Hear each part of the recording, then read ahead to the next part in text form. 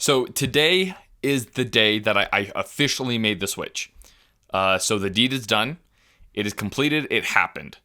And it wasn't like an abrupt switch. It wasn't like, I just set in stone. It just happened irrationally. As a matter of fact, it couldn't have. It can't be.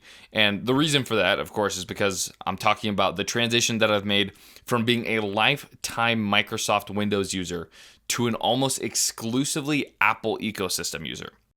So just to clarify, this all started months ago when I was using a pretty dated Android phone. To be specific, it was the Galaxy S7 Edge, the Samsung Galaxy S7 Edge, which at this point I think dates back to like 2016. So it was an oldie. Its time was coming to an end, and I could definitely sense that. I needed a new phone, and the thing between me and iPhones has always been a bit of a mixed bag for me. What I've always stood by is that despite their overpriced products, or despite, I don't know, a lot of marketing strategies that I disagree with in general, I've always stood by their iPhones just because I think simply they're better phones than Android phones.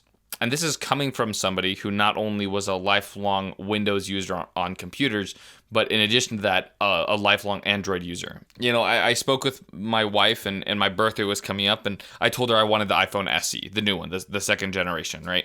And that's what I have right here, actually, and that's what I have had since. And so I've had this for a few months now, and I absolutely loved it. And that's where it started. That's where this journey kind of began.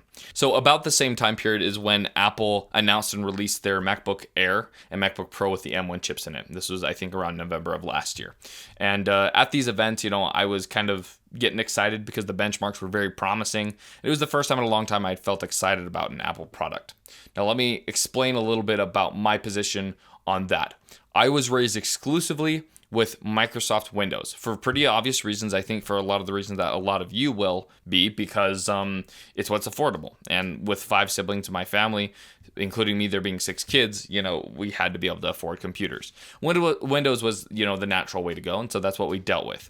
Now, when I was 16, I started editing videos like this. You can date back to my channel back to 2016 to when I started making videos. Apple has this weird need to be exclusive in a way where Apple works with Apple. This, my friends, is why I am a Microsoft user. And I had all sorts of issues with the computers. The reason I did, though, and anytime I had issues, it was an easy thing to blame on because I was working with a $350 plastic HP laptop. I mean, we're dating back to when that's what I was using on Premiere Pro, and it was rough, and you'd expect it to be rough. So anytime I had a glitch or an issue or a problem with it, guess what? It was because I was using a $400 laptop. That was the mindset, and I think it's fair to say that that's a pretty fair mindset. And that brings us up to summer of last year, where I finally decided to make my first big investment on my own computer that I could rely on, that I could trust. Okay, and that's actually what we have right here. It's a little bit tough because I'm actually using this laptop to record, so I don't want to disconnect it. So let me just move it here. Right, so this is an HP Spectre X360. It's last year's model, came out in 2020. And I got it about as decked out as I could while not completely breaking the bank, okay? So I got it with 16 gigs of RAM, with 512 gigs of storage. It's the i7 processor, the newest generation, I believe. And I got it with a 4K screen. I really wanted something that would future-proof me, okay? This ended up totaling around $1,700. I got a pretty decent discount for $1,400 to $1,500. And that was my big spend. I was very excited for it to last me. I was wrong about that. I was wrong about that, this lasting me. It hasn't done that. It's been, I think, around 8 or 9 months that I've had this, and I swear you'd think this computer is 10 years old. Now, here's when I realized that some of my excuses, or I guess my justifications for the failures of Windows, stopped working. And what I mean by that is, back when I owned a $350 to $400 computer and Premiere Pro crashed, guess what? It was because of the computer.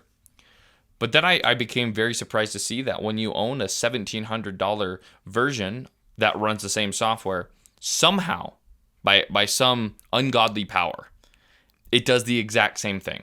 For me, it has. And this is when I started, I think, to change my mind. After a couple months of realizing it wasn't just a gimmick, it wasn't just a fluke.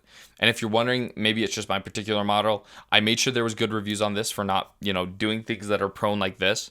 I made sure I had the proper version of the software installed. I even returned a model after a week or so that I had some issues to get a new one. So this is double checked, verified. It's pretty thorough.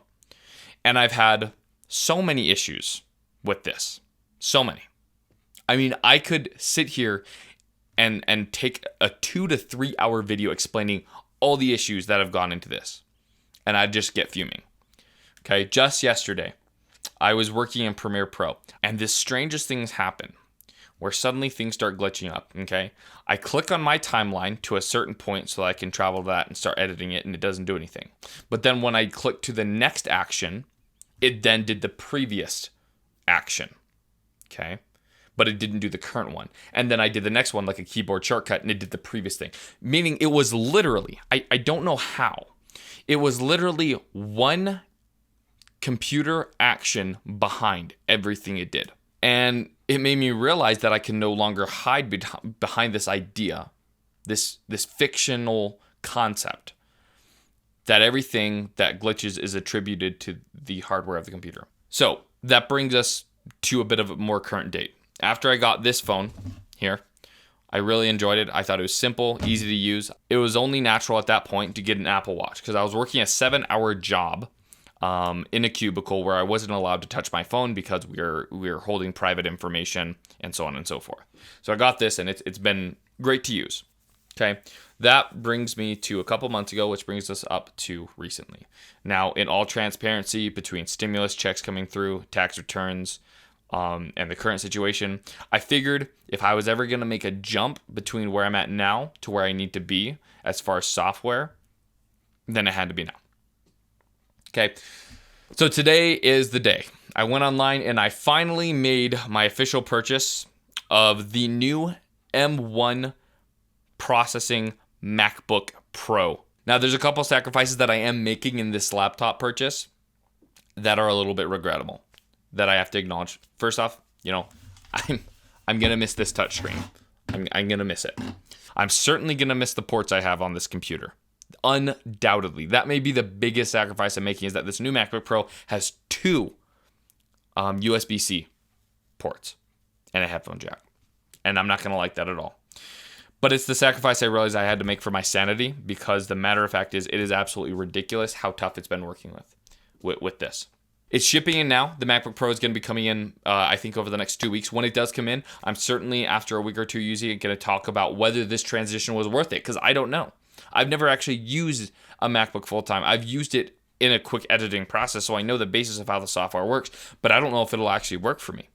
So I'm definitely going to update you guys on what my thoughts are. Windows, speaking to you directly, if you're able to come out with a Microsoft Surface device, or if HP, you're able to come out with a Spectre that can outperform my new MacBook Pro, if you're able to do that at the same price, if not cheaper, you have my heart. I'm not loyal to a brand. I'm loyal to where the greatest value is. And right now, looks like Apple is beating you at your own game. So you might want to pick that game up pretty soon.